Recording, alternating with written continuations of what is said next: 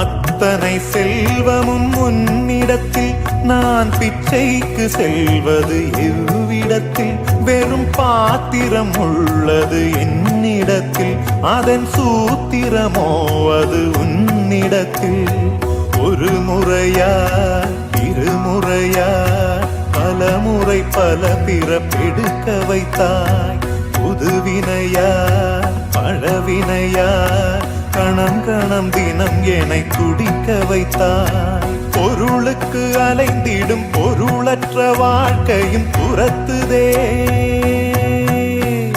உன் அருள் அருள் அருள் என்று அலைகின்ற மனம் இன்று பிதற்றுதே. அருள் விழியால் நோக்குவாய், மலர்பதத்தால் தாங்குவாய். உன் திருக்கரம் என்னை அரவணைத்துனதருள் பெற